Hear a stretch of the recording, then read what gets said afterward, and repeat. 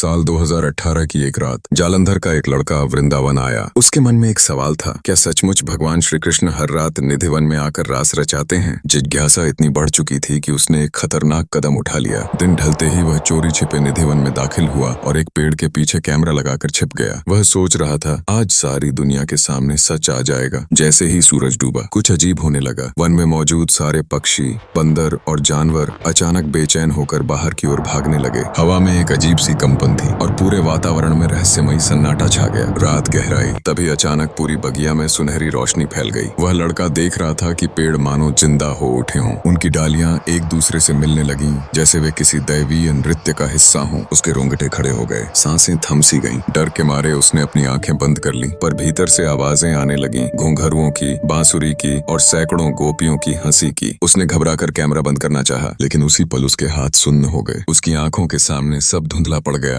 और वह बेहोश हो गया। जब उसे होश आया, तब तक 10 दिन बीत चुके थे। पर हैरानी की बात यह थी कि वह निधिवन में नहीं, बल्कि अपने घर के बिस्तर पर पड़ा था। उसकी हालत ऐसी थी जैसे उसने कोई भयावह सपना देखा हो, लेकिन कैमरा गायब था। उसने रोते हुए सारी बात अपने परिवार को बताई और हाथ जोड़कर भगवान श्री कृष्ण से क्षमा मांगी। कहते हैं, उसके बाद से उस लड़के ने कभी जीवन में फिर कोई भी ऐसी जिज्ञासा नहीं की, क्योंकि निधिवन का रहस्य केवल श्री कृष्ण और उनकी गोपियों का है। मानव की आंखें उसे देख नहीं सकती। तो दोस्तों, राधा रानी और श्री कृष्ण के सच्चे भक्त चैनल को सब्सक्राइब करके कमेंट में राधे राधे जरूर लिखें।